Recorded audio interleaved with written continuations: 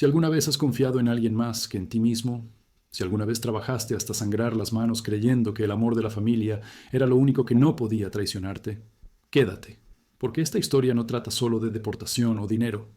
Trata de lo que pasa cuando la persona que más te ayudó te clava el cuchillo más lento. Respira hondo. No es fácil escuchar lo que viene. Nunca olvidaré ese sonido. 3 golpes secos, como si cada uno llevara dentro el peso de todos los años que había pasado construyendo una vida que nunca me perteneció. Eran las 3:47 de la madrugada cuando escuché Sheriff's Office, Open Up. Primero pensé que era un sueño, uno de esos donde todo se siente real, pero el cuerpo no responde. Luego vi la linterna cruzando el pasillo y supe que no había vuelta atrás. El aire se volvió vidrio. Cada respiración dolía. Sofía se incorporó en la cama, confundida, con el rostro hinchado de sueño.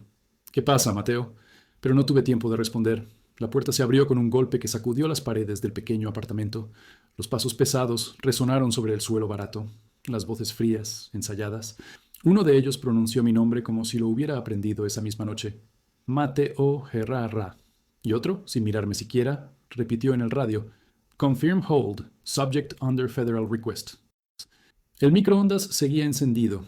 El olor a café quemado llenaba la cocina. Todo era tan normal que dolía. Mi hijo, Diego, dormía en el cuarto de al lado, abrazado a su pelota de fútbol. Tenía 8 años y aún creía que su papá podía con todo. Me esposaron frente al microondas, y mientras el metal frío mordía mis muñecas, pensé en lo irónico que era.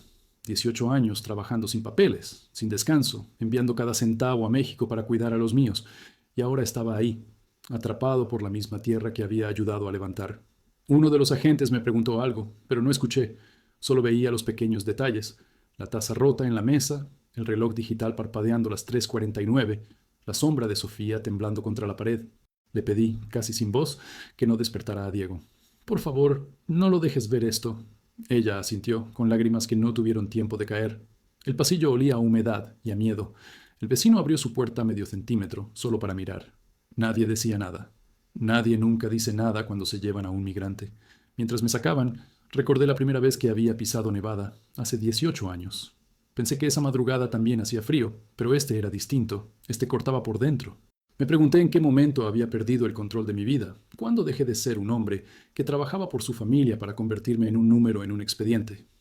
Afuera, las luces rojas y azules del coche policial reflejaban sobre la nieve sucia.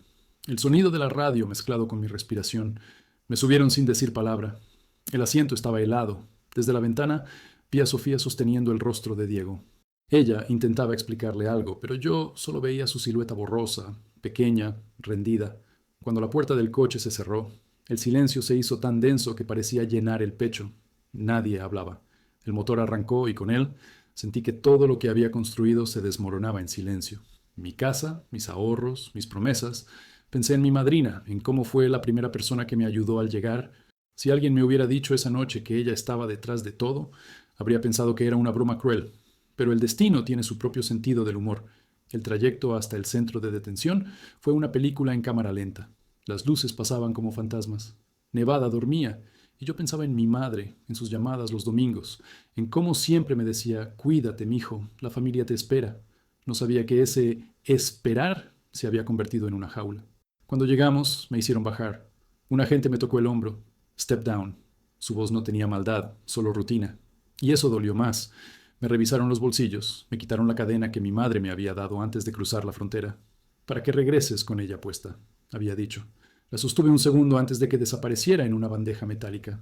Al firmar un papel que no entendí del todo, sentí algo extraño. No era miedo, era agotamiento. Como si por fin el cuerpo dijera, ya. 18 años corriendo, enviando dinero, soportando humillaciones, soñando con una vida que nunca fue mía. En la celda, el aire era húmedo y olía a desinfectante barato. Había otros hombres, cada uno con su historia invisible. Uno murmuraba una oración, otro lloraba en silencio. Yo solo cerré los ojos. No por fe, sino por cansancio. Afuera empezaba a amanecer, un gris frío que entraba por las rendijas. Pensé en Diego otra vez, en si preguntaría por mí al despertar. Y ahí, con las manos aún marcadas por las esposas, comprendí que esa no era solo mi caída. Era el comienzo del fin de una mentira que llevaba años construyendo. Cuando pienso en el precio de mi sueño, no pienso en dinero. Pienso en el olor a gasolina de aquel camión donde crucé la frontera. en las manos sudadas de los otros hombres que viajaban conmigo, en el silencio que se respiraba cuando el desierto parecía tragarse hasta el aire. Era junio del 2006 y tenía 23 años. Recuerdo que antes de subir al camión, mi madre me abrazó tan fuerte que sentí que quería arrancarme el alma para que no me la llevara conmigo. Solo será un año, mamá, le dije. Un año y regreso con dinero suficiente para arreglar la casa y pagarle la escuela a Miguel. Ella me sonrió con los ojos llenos de lágrimas, y con eso bastó para que creyera que valía la pena todo lo que venía. El viaje fue un infierno con forma de esperanza. Éramos 15 en la parte trasera, y cada quien cargaba su propio motivo para huir. Había un hombre que escapaba de una deuda, una mujer que buscaba a su hijo en Los Ángeles, un joven que solo quería comprarse un carro. Yo llevaba una mochila con 2 mudas de ropa, una foto de mi madre y un rosario de madera. Cuando finalmente llegamos a Nevada, el aire caliente me golpeó como una bienvenida torpe. No tenía idea de inglés, ni de cómo pedir trabajo, pero tenía hambre, hambre literal y de futuro. Los primeros meses dormí en el piso de un taller junto a otros 3 paisanos. Trabajábamos 12, 14 horas al día. Cargábamos sacos, mezclábamos cemento, limpiábamos lo que nadie quería limpiar. A veces nos pagaban con cheques que no podíamos cobrar, y un tipo del barrio nos los cambiaba por un porcentaje. De cada $100 mandaba 80 a México. Lo hacía cada domingo, aunque me quedara con 20 para sobrevivir toda la semana. Mi madre siempre decía que el dinero llegaba justo cuando más lo necesitaban. Eso me hacía sentir útil, como si todo tuviera sentido. El primer invierno fue brutal. Dormíamos con las botas puestas, envueltos en cobijas viejas, esperando que el agua de la tubería no se congelara. Había noches en que me despertaba temblando, no por el frío, sino por el miedo de no lograrlo, pero cada vez que pensaba en rendirme, recordaba la voz de mi madre y las risas de Miguel por teléfono. Te extraño, hermano. Esas 3 palabras eran mi gasolina. Poco a poco, las cosas empezaron a mejorar. Un amigo me consiguió trabajo estable en una empresa de construcción. Ganaba $15 la hora, algo que en aquel momento me pareció una fortuna. Trabajaba sin papeles, claro, pero el capataz era mexicano y hacía la vista gorda. Ahorraba cada centavo. En el 2012 logré alquilar un pequeño apartamento con Sofía, una mujer salvadoreña que conocí en una lavandería. Ella también enviaba dinero a su familia. Nos unió la costumbre de mirar hacia el sur cada vez que hablábamos de futuro. 18 años pasaron en un parpadeo. 18 años de cumpleaños ausentes, de navidades por videollamada, de promesas de ya casi regreso. Cada año decía lo mismo. Uno más y vuelvo. Pero el tiempo se alargaba como una deuda. Con cada remesa enviada, con cada llamada que empezaba con «¿Cuándo vienes, mijo?», sentía que mi vida se quedaba atrapada entre 2 mundos. Aquí trabajaba, allá soñaba. Recuerdo la primera vez que logré ahorrar $10,000. Era 2015. Los guardé con mi madrina, una mujer que había sido amiga de mi madre desde los tiempos del rancho. Ella tenía papeles y una cuenta bancaria. Me ofreció guardarlos para que no los pierdas si te paran. Yo confié. En aquel momento ella era casi familia. Me cocinaba los domingos, me invitaba a misa, decía que era como un hijo. Nunca imaginé que esa confianza se volvería mi condena. Con el tiempo, fui depositando más. Cada cheque extra, cada bono de fin de obra. En 2023 ya tenía cerca de $60,000. Era todo mi esfuerzo convertido en números. Soñaba con comprar una casita en Guanajuato, abrir un pequeño taller, ver a mi madre descansar. Ese dinero no era solo mío, era de todos los que esperaban que yo regresara. Pero el sueño, como todo en esta vida, venía con un costo que aún no entendía. Trabajar sin papeles significaba vivir invisible. No podía enfermarme, no podía discutir, no podía pedir justicia. Cada día era una apuesta contra el destino. En el trabajo había accidentes y nadie decía nada. Un compañero perdió 3 dedos con una máquina y lo reemplazaron al día siguiente como si nada. Cuando veía eso pensaba en lo fácil que sería desaparecer. A veces me preguntaba si todo valía la pena, si esos años de sacrificio realmente estaban construyendo algo o solo aplazando una verdad, que aquí nunca sería de verdad libre. Pero luego recibía una foto de mi madre, sonriendo frente a la casa pintada con el dinero que le mandé, y me convencía de seguir un año más, siempre un año más. No sabía que mientras yo soñaba con regresar, el destino ya había empezado a cobrarme el precio de tanto silencio, de tanta fe ciega en la gente equivocada, en especial en una mujer que, con el tiempo, dejaría de llamarme mijo y empezaría a llamarme problema. 18 años suena a toda una vida, pero en la piel se sienten como una sola herida que nunca termina de cerrar. Yo solía pensar que el sacrificio tenía sentido, que si uno aguantaba lo suficiente, el universo tarde o temprano recompensaba. Pero el universo, descubrí después, no entiende de méritos. Entiende de suerte, de poder y de quién tiene papeles para demostrar que existe. Cada mañana El despertador sonaba a las 4:30. A veces ni hacía falta, porque el cuerpo ya sabía cuándo levantarse. Me ponía los mismos jeans manchados de cemento, la camiseta que olía a sol seco, y salía al frío con una taza de café instantáneo en la mano. Henderson amanecía gris, con el ruido de los camiones llenando el silencio. A las 5 ya estaba en la obra, clavando, cargando, midiendo, mientras el cielo todavía no decidía si quería amanecer. Durante años viví en modo automático. De lunes a sábado, trabajo. Domingo, lavar ropa, llamar a México, dormir. En esas llamadas, fingía estar bien. Sí, mamá, estoy comiendo bien. Sí, Miguel, ya casi regreso. A veces, cuando colgaba, me quedaba mirando el teléfono un rato largo, esperando que la pantalla dijera algo más. Nunca lo hacía. Mis manos se volvieron duras, llenas de grietas. Cada una tenía su historia, una por un clavo mal puesto, otra por una caída desde el andamio. La piel ya no sentía del mismo modo. En la construcción, los nombres se olvidan rápido. Uno se convierte en el mexicano, el del casco azul, el que no habla mucho. Y eso me servía. Mientras menos supieran de mí, mejor.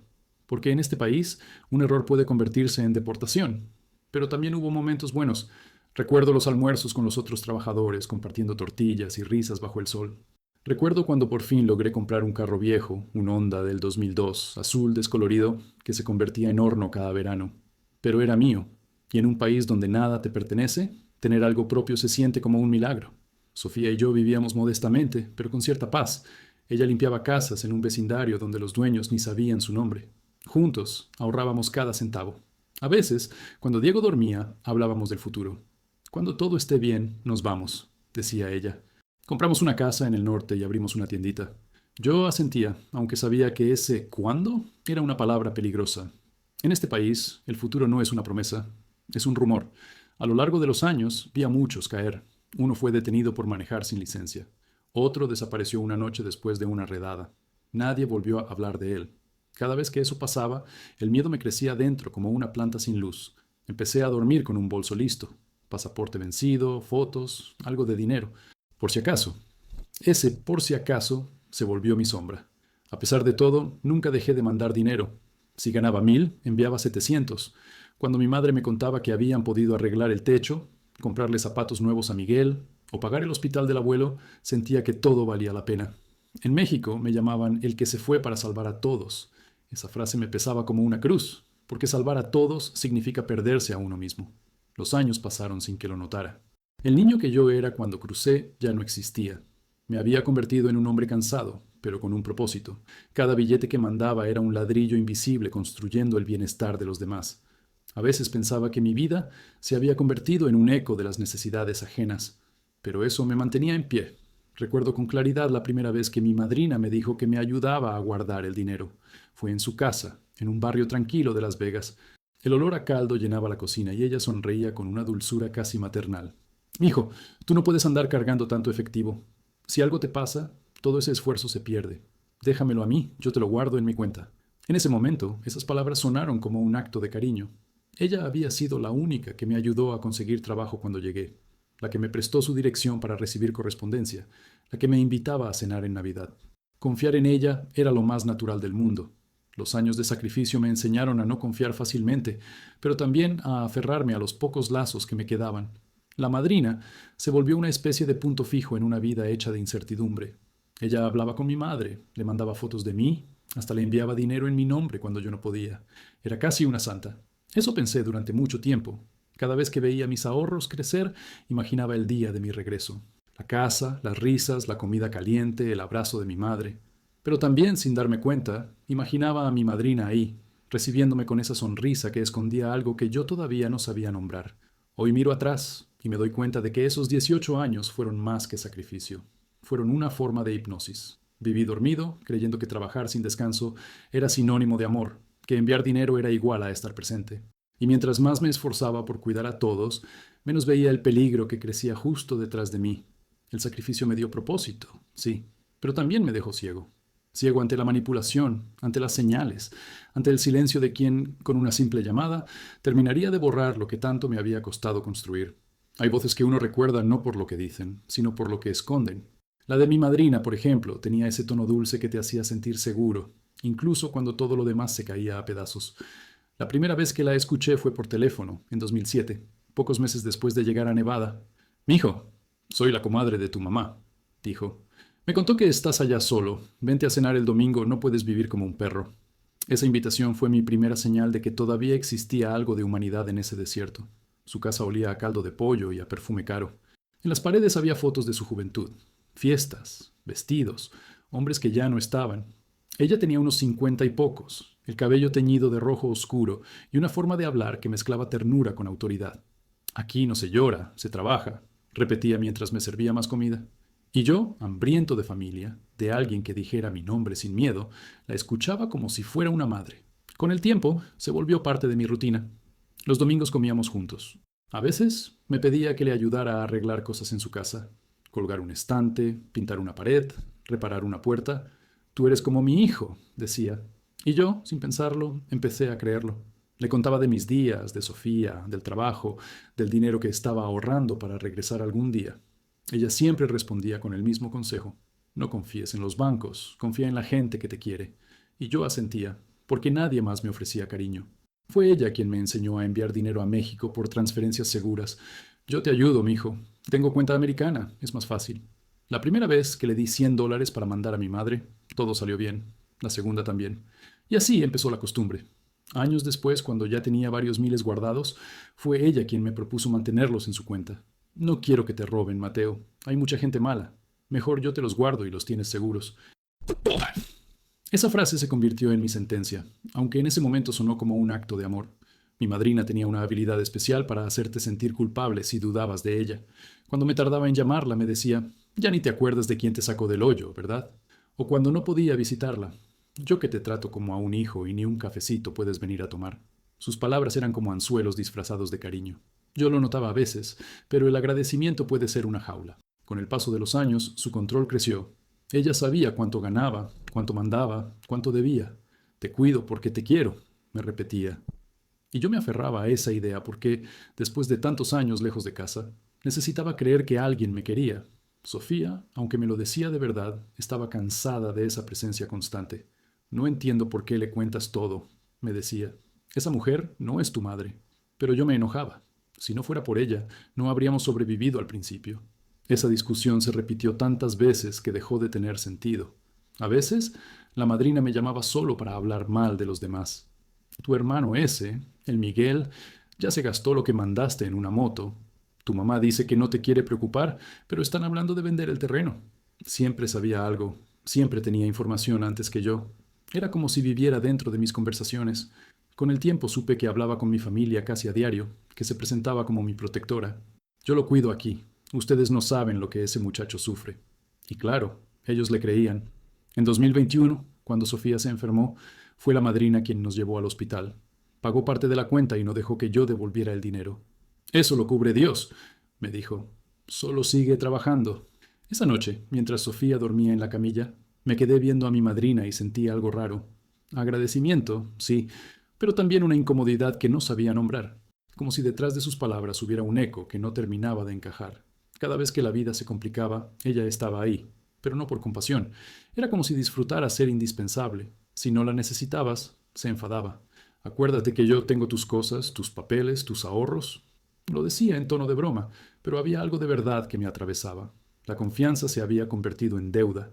Un día, en 2023, cuando mis ahorros ya rondaban los $60,000, le propuse abrir una cuenta conjunta.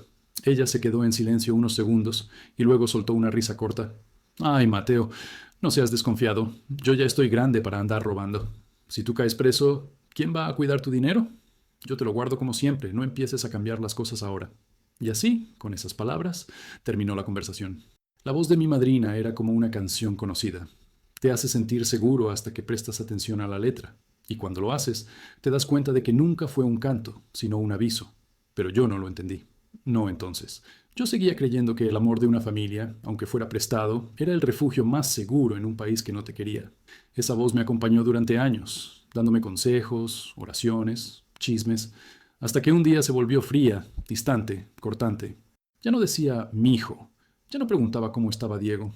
Solo llamaba para hablar de dinero, de transferencias, de números, y fue en ese cambio de tono donde comenzó a escribirse la verdadera traición. Porque antes de que te roben el dinero, te roban la fe. Y yo, ciego de gratitud, Ya le había entregado ambas cosas. La llamada llegó una tarde de agosto, de esas donde el calor pega tan fuerte que ni el aire se mueve. Estaba saliendo del trabajo, cubierto de polvo y sudor, cuando vi el número de mi madre en la pantalla. Contesté con una sonrisa automática, la misma de siempre, esperando escuchar su voz tranquila, el ¿cómo estás, mi hijo? De todos los domingos. Pero esa vez no hubo saludo, solo respiraciones entrecortadas. Mateo, es tu hermano. Miguel está en el hospital. Se cayó de la moto. El mundo se me encogió en el pecho. Sentí como si todo el ruido de la ciudad se apagara de golpe. ¿Está bien? Pregunté, aunque ya sabía la respuesta. No, dicen que necesita una operación urgente y es cara, muy cara. Me quedé en silencio, mirando los autos pasar frente al taller. No supe qué decir. En 18 años había trabajado para eso, para estar preparado cuando la vida golpeara a los míos. Pero también sabía que no tenía acceso directo a mi dinero. Todo estaba en manos de mi madrina. No te preocupes, mamá. Déjame hacer unas llamadas. Lo resolvemos. Mi voz sonó firme, pero por dentro temblaba. Esa misma noche fui a casa de mi madrina. Me abrió con una sonrisa cansada, como si ya supiera a lo que venía. Pasa, mijo, ¿qué pasó? Le conté lo de Miguel, la operación, el hospital de León, la urgencia. Mientras hablaba, ella asentía despacio, sin interrumpirme. Cuando terminé, suspiró y dijo, «Ay, hijo, qué cosas tan feas pasan. Claro que los vas a ayudar, pero entiéndeme, mover tanto dinero de golpe puede levantar sospechas. Y si el banco pregunta, podrían congelar la cuenta». La miré, confundido. «Pero es mi dinero, madrina». Ella levantó la mano, calmada. «Lo sé, mijo, pero tú sabes que legalmente no es tuyo. Está a mi nombre. No quiero que tengamos problemas con inmigración o con Hacienda. Déjame hacer unos movimientos y mañana te aviso». Yo asentí. No tenía opción. Le confié lo más sagrado, la vida de mi hermano y mis ahorros de casi 20 años. Esa noche no dormí. Pasé horas mirando el techo, recordando cuando Miguel era un niño que corría descalzo por el patio, gritando mi nombre cada vez que yo regresaba del trabajo.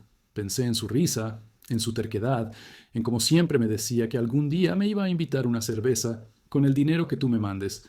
Me dolía el pecho solo de imaginarlo sufriendo. A las 6 de la mañana la llamé. No respondió.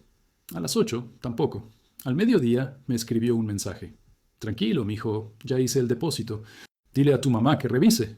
Le creí. Llamé a México con el corazón latiendo fuerte. «Mamá, revisa la cuenta». Escuché unos segundos de silencio, luego el ruido de billetes moviéndose, de voces al fondo. «Mateo, no hay nada». Pensé que era un error. «Revisa otra vez, en la cuenta de siempre». «Nada, hijo. Cero». Volví a marcarle a la madrina, pero no respondió. Le mandé mensajes, correos, audios. Nada. 2 días después, finalmente contestó con tono molesto. «Ay, Mateo, no seas impaciente. Las transferencias grandes tardan. Además, me están investigando por un error en el banco. No puedo mover nada más por ahora». Su voz era firme, casi irritada. No había rastro de la ternura de antes. «Pero mi hermano está en el hospital, madrina. Está grave». «Yo también tengo mis problemas, hijo. No me hables como si fuera tu empleada». El silencio que siguió fue una grieta. Sentí que algo dentro de mí se quebraba. Ella, la misma mujer que me había llamado mijo durante años, ahora me hablaba como si fuera un extraño. «Solo te pido que me digas la verdad», dije, con la garganta apretada. «¿Mandaste el dinero o no?» Al otro lado, su respiración se volvió pesada. «Mira, Mateo, no es buen momento. Estoy ocupada. Te llamo luego». Y colgó. Lloré por primera vez en muchos años. No de rabia, sino de impotencia, porque en ese momento entendí que algo estaba muy mal. Llamé al hospital en León y supe que mi hermano había sido operado gracias a un préstamo que pidió mi madre con un vecino. «Tranquilo, hijo», me dijo ella entre sollozos. «Lo importante es que Miguel está vivo. Ya después tú me ayudas a pagar». Pero yo no sabía cómo ayudar. Todo mi esfuerzo, todo mi sacrificio, estaba atrapado en una cuenta que ya no me pertenecía. Durante las siguientes semanas intenté contactarla de todas las formas posibles. Fui a su casa y no me abrió.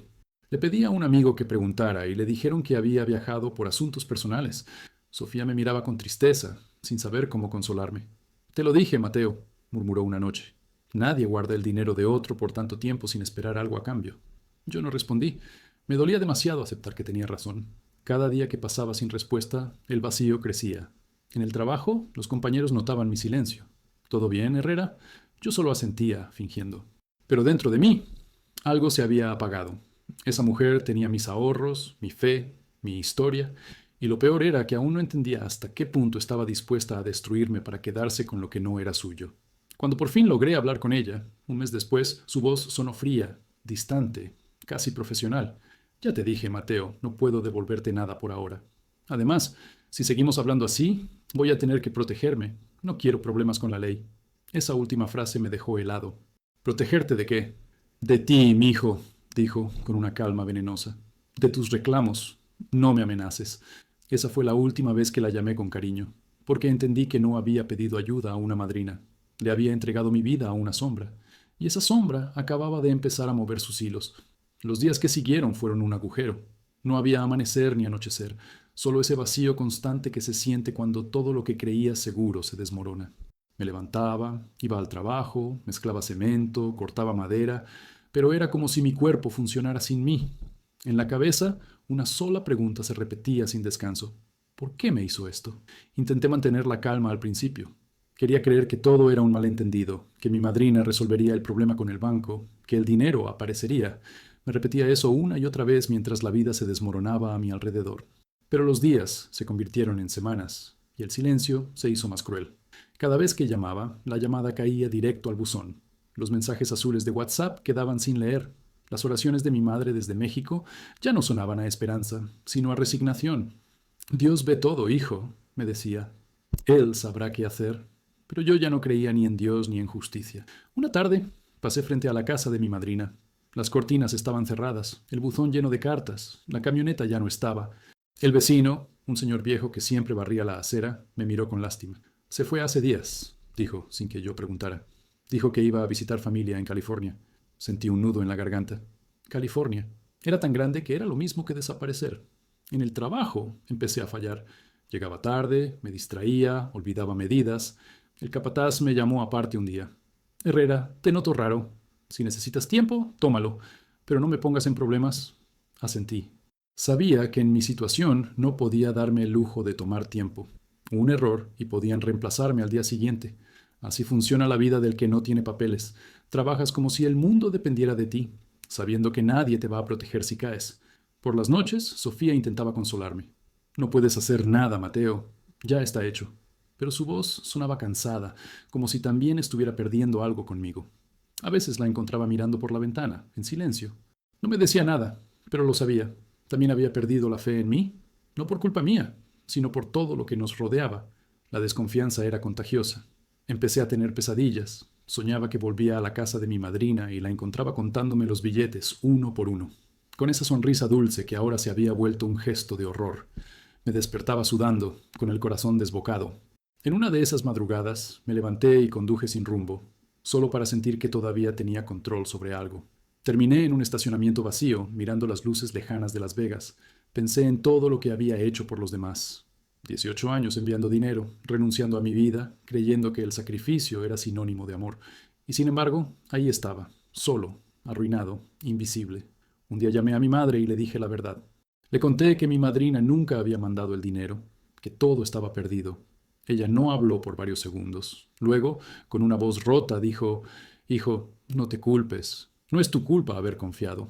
Pero yo sí me culpaba, porque no solo había perdido el dinero, sino también la dignidad. Había sido ingenuo. Había permitido que una mujer me manipulara con cariño falso hasta quitarme todo. Poco a poco, el silencio se volvió mi castigo. Nadie más hablaba del tema. Mi madre dejó de preguntar, Miguel se recuperó y volvió a trabajar, y yo, simplemente, seguí respirando. El miedo se instaló en mi cuerpo. Cada vez que veía una patrulla en la calle, el corazón me saltaba al cuello. Imaginaba que mi madrina me había denunciado por venganza, que en cualquier momento llegarían a buscarme. Un domingo, después de meses sin contacto, recibí una llamada desconocida. Contesté y la escuché. Esa voz, su voz. «Mateo, ¿cómo estás?». Era ella, con tono amable, casi alegre. Por un segundo, mi rabia se mezcló con alivio. «¿Dónde estás?» «En California. Vine a visitar a una prima. Escucha, no puedo hablar mucho, pero te quiero decir que todo se va a arreglar. No estés enojado conmigo». Tragué saliva. «Solo dime una cosa. ¿Tienes mi dinero?». Hubo un silencio que duró demasiado. Luego, un suspiro. «No todo. Tuve que usar una parte. Tú sabes que he estado enferma». «¿Enferma?». «Eran los ahorros de mi vida, madrina». «Baja la voz, hijo. No quiero discutir. Todo pasa por algo. Dios sabe por qué hace las cosas». Colgó antes de que pudiera responder. Me quedé con el teléfono temblando en la mano, mirando la nada. Esa fue la última vez que la escuché. Después, nada, ni mensajes, ni llamadas, ni rastros. El silencio volvió, más pesado, más definitivo. Pasaron los meses. Perdí peso, perdí el sueño y un día perdí el trabajo. Lo siento, Herrera, la empresa está recortando personal. Lo dijeron como si fuera algo normal, pero yo supe que había algo más. Me estaban dejando ir porque ya no era confiable, porque mi mente estaba en otro lado. Al salir, con la caja de mis cosas en las manos, vi mi reflejo en una ventana. Un hombre envejecido, con los ojos vacíos, un fantasma del que había cruzado la frontera con sueños de levantar a su familia. Sofía me dejó poco después. No fue una pelea. Solo una tarde empacó sus cosas y dijo: no puedo seguir viviendo con tanto miedo. La entendí. Ni siquiera intenté detenerla. En su mirada vi la misma desesperanza que yo llevaba por dentro. Así fue como el silencio me mató. No con gritos, no con balas, con ausencias, con teléfonos que no suenan, con promesas que no se cumplen, con voces que se apagan. Y lo peor es que no sabía que aún faltaba lo más cruel. La traición final, esa que no se hace por odio, sino por codicia disfrazada de amor. Porque cuando ya no te queda nada que perder, el destino siempre encuentra una forma de mostrarte que todavía puede arrebatarte más. Hay caídas que no hacen ruido, no se oyen como un grito ni como un golpe seco, se sienten por dentro, como si algo invisible se desmoronara despacio, ladrillo por ladrillo, hasta dejarte hueco. Así fue mi derrumbe. No en un instante, sino en miles de momentos pequeños. Una llamada no contestada, un trabajo perdido, una mirada de pena de los que antes me respetaban. Fue una muerte en cámara lenta. Después de que Sofía se fue, el apartamento se volvió un eco. Todo olía a polvo y café frío. La cama, que antes se hundía bajo nuestro peso, ahora era una planicie fría donde el silencio respiraba más fuerte que yo. Me costaba levantarme. Pasaba horas mirando el techo, contando grietas, escuchando los pasos de los vecinos, imaginando cómo sería simplemente desaparecer. Pero la vida no te deja rendirte tan fácil. Cuando uno no tiene papeles, ni siquiera puede darse el lujo de hundirse. Busqué trabajo en lo que fuera. Limpieza, jardinería, mudanzas. Algunos me pagaban en efectivo, otros me hacían esperar semanas. Cada billete que entraba era para sobrevivir, ya no para soñar. Envié un par de veces dinero a México, poco, lo justo para que mi madre no se preocupara. Le mentí, le dije que todo estaba bien, que había cambiado de empleo. Dios aprieta, pero no ahorca, me respondió. No tuve corazón para decirle que ya casi no creía en Dios. El miedo empezó a tomar forma física. En las noches, escuchaba ruidos y pensaba que venían por mí. Soñaba con agentes del ICE entrando por la puerta, gritando mi nombre, las luces azules rebotando en las paredes. Me despertaba empapado en sudor, el corazón golpeando como si quisiera escapar del pecho. Una madrugada salí a caminar sin rumbo, con las manos temblando. La ciudad dormía. Solo el sonido lejano de una sirena me acompañaba, y en ese eco reconocí el mismo que había escuchado la noche de mi arresto. Sentí que el círculo se estaba cerrando. Empecé a beber. Al principio era solo una cerveza después del trabajo, luego 2, 3, hasta que las noches se borraban en un vacío de alcohol barato y recuerdos confusos. En uno de esos días, mientras trabajaba en una remodelación, un compañero salvadoreño me dijo: «Vos no estás bien, Mateo, tenés los ojos rotos». No supe qué responder. Tenía razón, el cuerpo también empezó a pasar factura. Dolor en la espalda, mareos, falta de aire, pero no podía ir al hospital, sin seguro, sin papeles, sin dinero. En Estados Unidos enfermarse es un lujo, así que seguí como un autómata hasta que un día me desmayé en medio del trabajo. Cuando desperté, estaba en una camilla improvisada en la bodega, rodeado de cajas. El capataz me miraba preocupado. «Tienes que descansar, hombre, no eres de hierro». Me despidieron esa misma semana, por tu bien. Sin empleo y con las cuentas vacías, comencé a vender lo poco que tenía, el carro, las herramientas, hasta una cadena que había guardado de mi madre. Me dolió más vender esa cadena que perder el dinero. Era lo último que me quedaba, que tenía su olor, su recuerdo. Cuando la entregué sentí que la estaba enterrando viva. El invierno llegó con fuerza ese año. Henderson se volvió un lugar hostil, lleno de vientos que cortaban la piel. Dormía con 2 suéteres y un abrigo prestado. Algunos días trabajaba por comida, otros ni eso. Recuerdo una noche en la que me quedé sin electricidad porque no pude pagar la cuenta. Encendí una vela y me senté frente a la ventana, mirando la oscuridad del vecindario. En ese instante me di cuenta de que mi vida se había convertido en una sombra. Todo lo que había construido, la casa de mi madre, la educación de mi hermano, los años de sacrificio, seguía existiendo, pero sin mí. Yo era el esqueleto de una promesa rota, y aún así, dentro del derrumbe, algo en mí se negaba a morir. No era esperanza, era orgullo. Orgullo terco, de esos que uno hereda sin pedirlo. El mismo que me había hecho cruzar la frontera a los 23 años. Empecé a escribir todo lo que me había pasado en un cuaderno viejo, no para denunciar, sino para entender. Quería dejar constancia de que había existido, pero justo cuando pensé que no podía caer más bajo, la vida me demostró que siempre hay un nivel más. Una tarde de marzo, mientras hacía fila para cobrar un pequeño trabajo de pintura, escuché mi nombre. Me giré y vi dos hombres con chaquetas oscuras, insignias al pecho. ¿Mateo Herrera Cruz?, preguntó uno. Mi garganta se secó. No tuve tiempo de responder. Department of Homeland Security. Necesitamos hablar con usted. Sentí que el piso desaparecía bajo mis pies. No sé cómo, pero en ese instante supe que no era una coincidencia. Nadie sabía mi nombre completo. Nadie excepto mi madrina. Y aunque aún no lo podía probar, sentí en el estómago esa certeza helada de que ella estaba detrás. El miedo se mezcló con una furia antigua, profunda. Pensé en los años de sacrificio, en las lágrimas, en el trabajo, y en esa voz dulce que me había llamado mijo. Todo se redujo a una frase que me atravesó como una lanza. Ella me entregó. Los agentes me pidieron que los acompañara, solo para aclarar unas cosas. En el espejo del auto vi mis ojos. No había terror, solo cansancio. Un cansancio que ya no era físico, sino del alma. Y mientras el coche arrancaba, pensé que quizá el derrumbe no era el final. Quizá solo era el principio de la verdad. No sé cómo describir el momento exacto en que entendí que mi madrina me había traicionado. No fue una revelación repentina, sino una sucesión de señales pequeñas, casi invisibles, que se fueron uniendo como piezas de un rompecabezas sucio. Pero cuando la última encajó, ya era demasiado tarde. El daño estaba hecho. En el centro de detención, el aire olía a metal viejo y desinfectante. Me habían llevado sin esposas, pero la sensación era la misma: estar atrapado. Me hicieron esperar horas en una sala fría, con luces que no parpadeaban y cámaras en cada esquina. Un agente joven me ofreció agua y me pidió mi identificación. No tengo papeles, dije. Él asintió sin sorpresa, como quien escucha eso todos los días. Luego salió de la habitación. Cuando volvió, traía una carpeta en la mano. Señor Herrera, comenzó, recibimos una denuncia anónima sobre su estatus migratorio. También se menciona que podría estar involucrado en una actividad financiera irregular. Me quedé helado. ¿Financiera? Yo solo trabajo y mando dinero a mi familia. El agente no respondió. Puso la carpeta sobre la mesa y señaló una hoja. ¿Reconoce este nombre? Ahí estaba. El suyo. María del Rosario Ortega, mi madrina. El corazón me golpeó tan fuerte que creí que se me iba a salir por la garganta. Ella es mi madrina, logré decir. Me ayudaba con el dinero. El agente bajó la mirada. Entonces, sabrá que en los últimos meses ha presentado denuncias en su contra por presunto fraude y evasión de impuestos. Dice que usó su cuenta para enviar dinero ilegal. Me quedé en silencio. Sentí una ola de calor subir desde el estómago. No podía ser real. Eso no es cierto. Ese dinero era mío. Todo era mío.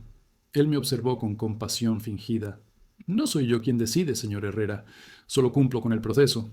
No recuerdo exactamente cómo salí de esa sala. Solo recuerdo el sonido del portón cerrándose tras de mí y el frío. Me metieron en una celda junto a otros hombres. Había un hondureño que no dejaba de rezar, un cubano que gritaba su inocencia, y un viejo guatemalteco que me miró en silencio, como si ya hubiera visto demasiadas historias como la mía. Me senté en el suelo y apoyé la cabeza en las rodillas. Pensé en todo lo que había hecho para evitar ese momento. En los años, escondiéndome, trabajando en silencio, pagando impuestos con nombres falsos, todo para terminar ahí, por culpa de alguien en quien confié más que en mí mismo. Pasaron días. Los agentes me interrogaron una y otra vez, siempre con la misma pregunta.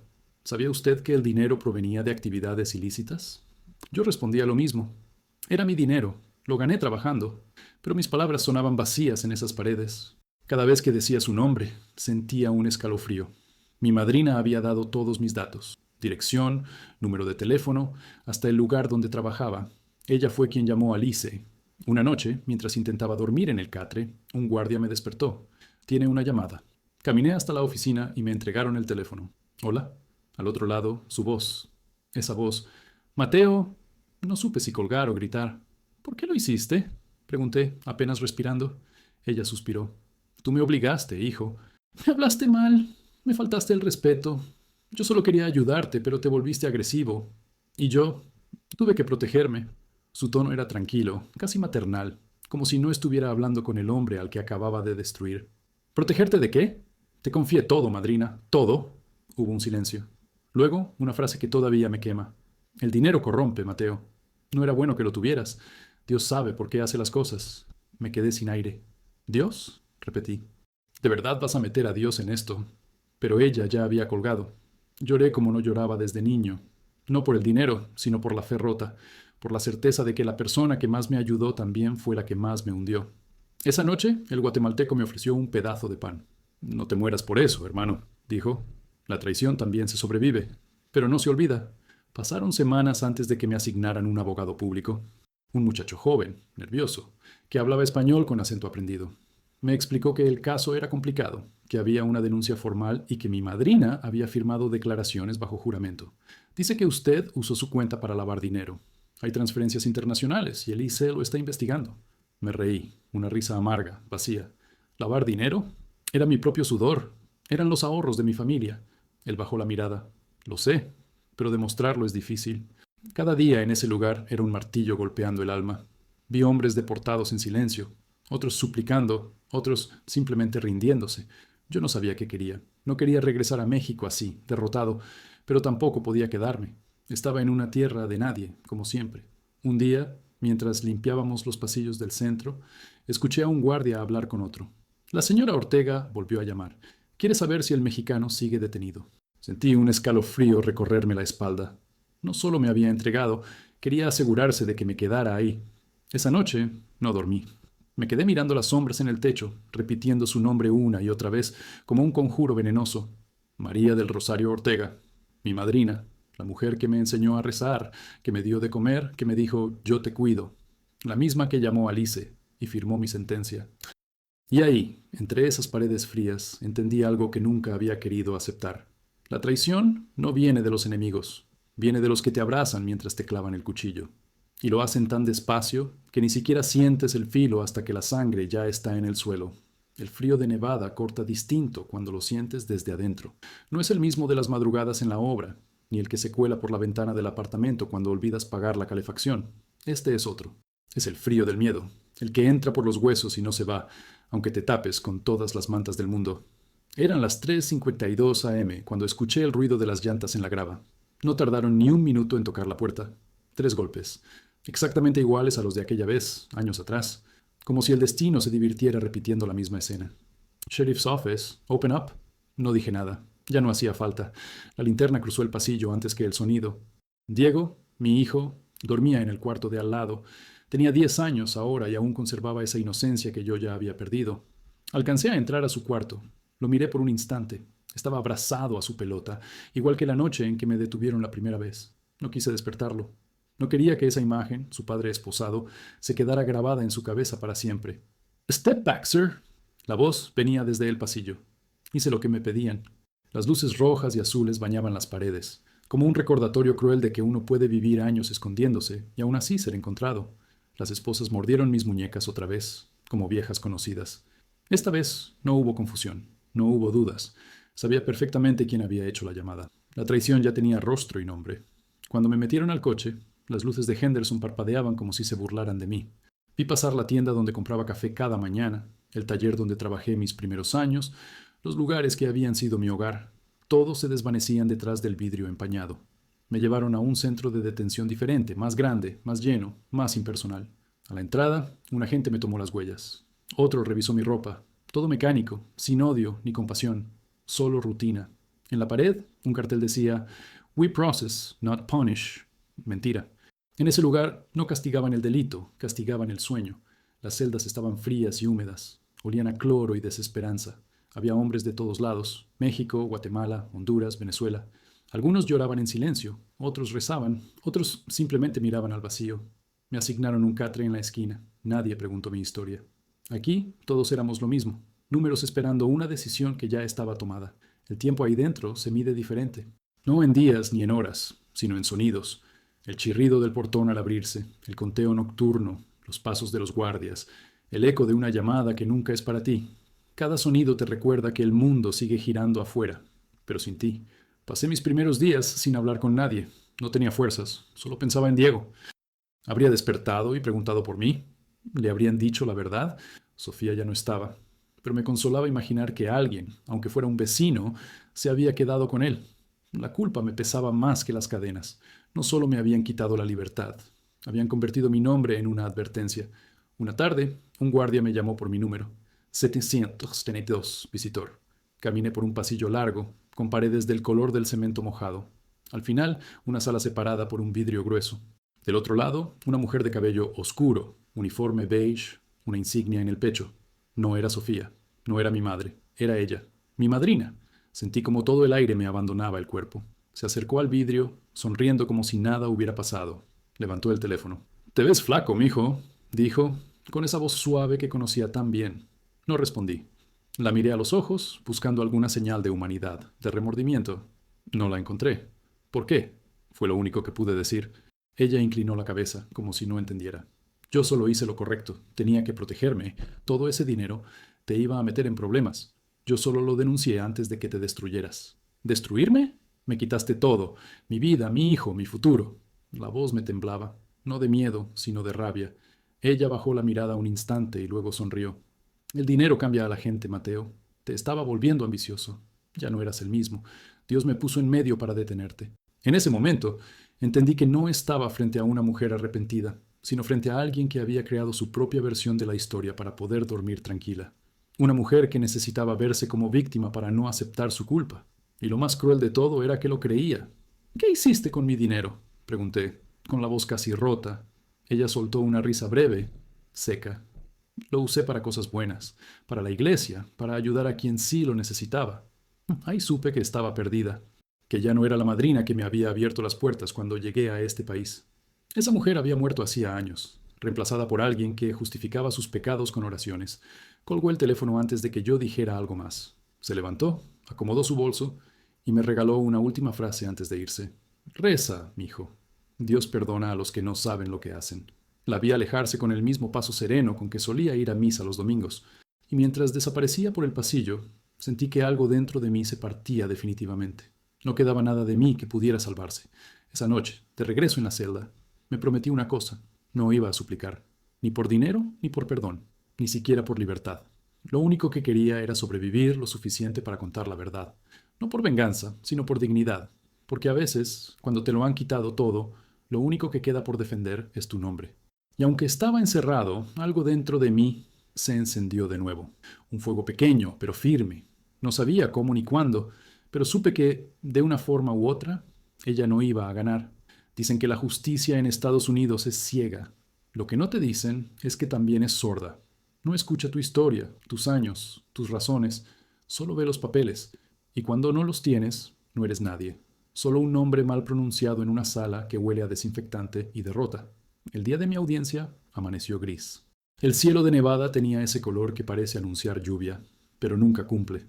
Me despertaron a las 5, me dieron un uniforme naranja y me esposaron las manos con una suavidad que dolía más que la fuerza. En el pasillo, el sonido de las cadenas de otros hombres marcaba el paso. Todos caminábamos en silencio como ganado rumbo a un destino que ya conocíamos. La sala era pequeña, con un vidrio grueso separando a los detenidos del resto. En el frente, una bandera americana colgaba detrás del juez. Su rostro era inexpresivo, cansado. A un costado, una mujer joven traducía lo que él decía, aunque sus palabras llegaban siempre tarde, siempre cortadas, como si el idioma también tuviera fronteras. Me sentaron en una silla de metal y me indicaron que esperara. Mi abogado público llegó unos minutos después. Era un hombre delgado, de traje barato, con ojeras de quien carga más casos que horas de sueño. «Mateo», me dijo en voz baja, «la audiencia será breve. Solo van a revisar los cargos y tu historial». Asentí. No tenía mucho más que hacer. El juez comenzó a hablar. No entendí todo, pero capté lo esencial. Estaba acusado de permanecer ilegalmente en el país y de haber utilizado una cuenta bancaria para transferir fondos de procedencia dudosa. Mi abogado pidió la palabra. Habló de mis años de trabajo, de mi familia, de mi buena conducta. Dijo que todo era un malentendido, que el dinero provenía de mi esfuerzo y que la denunciante, mi madrina, había actuado con mala fe. Y entonces la nombraron. La testigo María del Rosario Ortega. Sentí como el aire de la sala se volvió pesado. Entró caminando despacio, con un vestido azul y una Biblia en la mano. Juró decir la verdad con la misma voz dulce con la que, años atrás, me había llamado mi hijo. Evitó mirarme. El juez le pidió que explicara su versión. «Su señoría», comenzó, «yo solo quise ayudarlo. Él no tenía documentos y yo le ofrecí mi cuenta para que guardara su dinero. Pero luego empezó a mandarse cantidades grandes y me dio miedo. Pensé que tal vez estaba haciendo algo malo. No quería problemas con el gobierno. Mentía con la serenidad de quien reza. Cada palabra suya era una puñalada suave. Yo lo amaba como a un hijo, continuó. Pero cambió. Se volvió agresivo. Me amenazó. Tuve que protegerme. Mi abogado se levantó para contrainterrogarla. ¿Tiene pruebas de esas amenazas?, preguntó. Ella negó con la cabeza, fingiendo tristeza. No, pero tengo mensajes donde él me exige dinero. Yo temía por mi seguridad. Mostró unos papeles. Eran capturas de mis mensajes, recortadas, sin contexto. Solo mis palabras desesperadas. Necesito mi dinero. Devuélvemelo. El juez asintió lentamente. Gracias, señora Ortega. Yo no podía hablar. Quise gritar que era mentira, que esa mujer había robado mis años, mi sangre, mis sueños, pero mis manos estaban atadas y mi voz no servía de nada. La traductora repitió mis palabras con un tono plano, sin emoción. Dice que es inocente.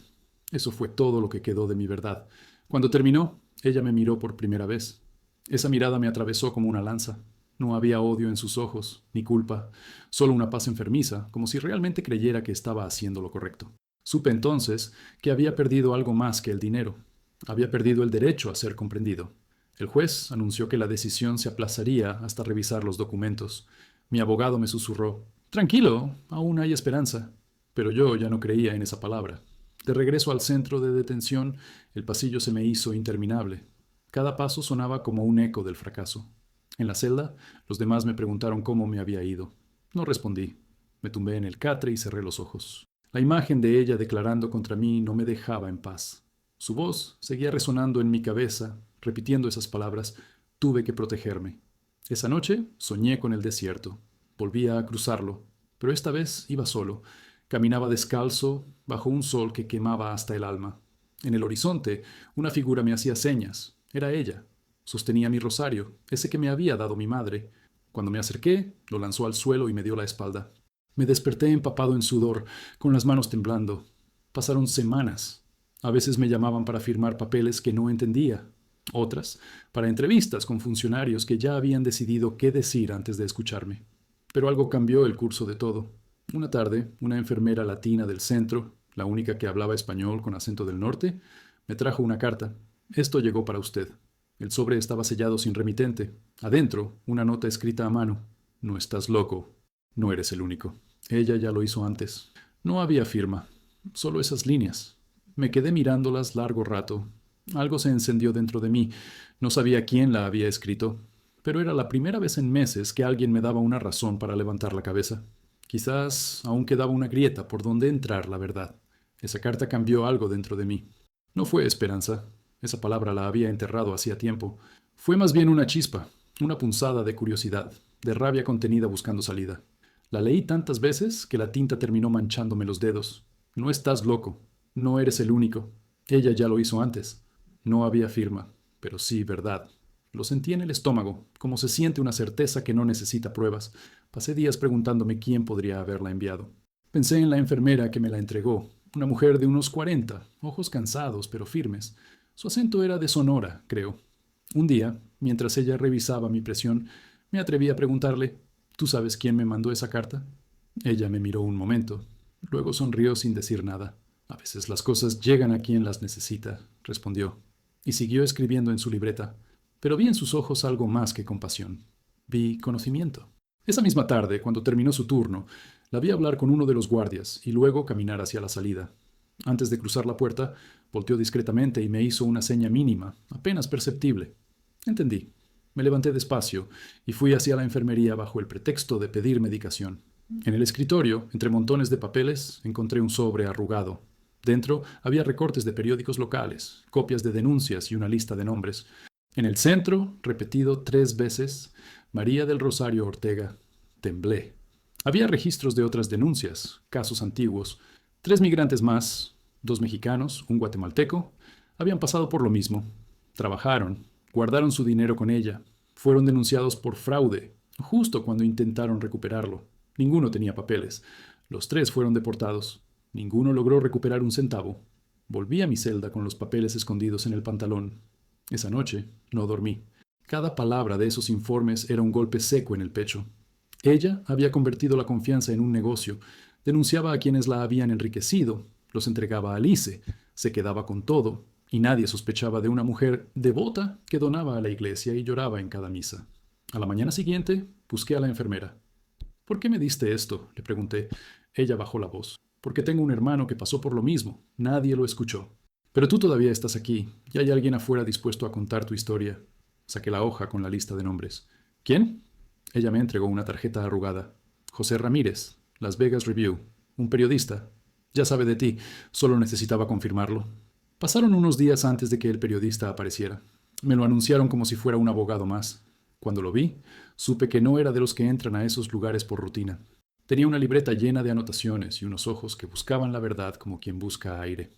Mateo Herrera, ¿verdad? Asentí. He estado investigando a una mujer llamada María Ortega.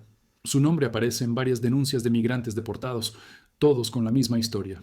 Quiero ayudarte, pero necesito pruebas. Saqué los documentos que había guardado en secreto. Él los revisó con calma, sin interrumpirme mientras le contaba todo. Los años de trabajo, las transferencias, el llamado al ICE, la audiencia. Cuando terminé, cerró la libreta. Esto no es solo tu historia, Mateo. Esto es un patrón. Si logramos exponerla, podrías limpiar tu nombre. Las semanas siguientes fueron una tormenta silenciosa. El periodista comenzó a visitar el centro cada pocos días, llevando copias, grabando testimonios, entrevistando a otros detenidos. La enfermera le pasaba información desde dentro. Yo no entendía cómo podía ser tan valiente. En ese lugar, ayudar a alguien era jugar con fuego, pero lo hacía sin miedo, como si supiera que la verdad valía el riesgo. Un día, mientras barría el pasillo del módulo, escuché a dos guardias hablar. ¿Supiste lo del reportaje? Parece que una señora de Las Vegas está metida en problemas con inmigración. Estafó a varios paisas. Sentí un escalofrío recorrerme el cuerpo. Me acerqué a la ventana más cercana, buscando una señal. Cualquier cosa. No había televisor, pero esa frase bastó para devolverme el aire. 3 días después, el periodista volvió con una sonrisa que no necesitaba explicación. Salió la nota, me dijo. Primera plana. Mujer latina acusada de defraudar a migrantes indocumentados. Ya hay una investigación abierta. Me quedé sin palabras. Me temblaban las manos. Él me mostró un recorte. En la foto, ella, mi madrina, saliendo de su casa, tapándose el rostro con una Biblia. Bajo la imagen, una frase. Negó haber actuado de mala fe. Asegura que solo ayudaba. Me reí, no de alegría, sino de incredulidad. Por primera vez en años, la verdad estaba escrita en algún lugar que otros podían leer.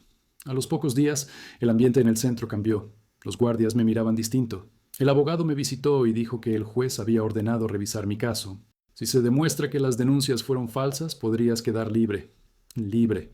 Esa palabra me sonó ajena, frágil. La enfermera me abrazó antes de irse a su turno. Te lo dije, susurró. A veces las cosas llegan a quien las necesita. Le agradecí sin poder hablar. No sabía si estaba soñando o si de verdad el universo me había devuelto un poco de justicia. La noche antes de la nueva audiencia me quedé despierto mirando el techo. Pensé en todo lo que había perdido y en lo poco que quedaba. Pero por primera vez sentí que algo dentro de mí respiraba sin culpa. No era libertad todavía, pero era dignidad. Y eso, después de tanto, ya era suficiente para empezar de nuevo. No sabía si saldría libre, ni si vería a mi hijo otra vez, pero sí sabía algo. La verdad, tarde o temprano, encuentra su voz, y cuando habla ningún silencio, ni siquiera el de una traición disfrazada de amor, puede apagarla. Dicen que la libertad tiene un sonido, que cuando la puerta se abre y el aire fresco entra por primera vez, después de meses de encierro, uno puede escucharlo. Pero para mí, la libertad no sonó, se sintió, como un temblor interno, un eco en el pecho que no sabía si era alivio o miedo. Me soltaron un jueves, a las 7 de la mañana. Me devolvieron una bolsa con mis pocas pertenencias, un cinturón viejo, la foto de Diego que guardé doblada en el bolsillo, y el rosario sin cruz que alguna vez me dio mi madre. Buena suerte, dijo el guardia sin mirarme. Y eso fue todo. Caminé hacia afuera y el sol me cegó. Nevada seguía igual, polvo, carreteras, el ruido distante de los camiones, pero yo ya no era el mismo hombre. No tenía papeles, no tenía dinero, no tenía hogar, pero estaba vivo. Y por primera vez en mucho tiempo respiré sin miedo. Un voluntario de una iglesia me ayudó a encontrar refugio en un pequeño albergue cerca de Las Vegas. Allí conocí a otros como yo, hombres que habían sido arrancados de sus vidas, mujeres separadas de sus hijos, jóvenes que aún creían que podían empezar de nuevo. Dormíamos en literas oxidadas, pero por las noches, cuando el silencio caía, alguien siempre contaba su historia. Todos teníamos una. La mía era solo una entre miles. Supe que mi madrina estaba bajo investigación federal, que el periodista había seguido su caso, que otras víctimas habían aparecido. 3, 5, luego 8. Todas con el mismo patrón. La misma voz dulce, las mismas promesas. No sé si la condenaron. No sé si alguna vez pidió perdón. Pero un día, el periodista me escribió una carta. No sé si esto te da paz, Mateo, pero la verdad salió a la luz. Ya no puede esconderse detrás de su Biblia. Leí esa frase una y otra vez, y sentía algo parecido a justicia, aunque sin triunfo, porque la justicia nunca devuelve lo que perdiste, solo te permite dejar de buscarlo. Pasaron semanas antes de que pudiera hablar con mi madre.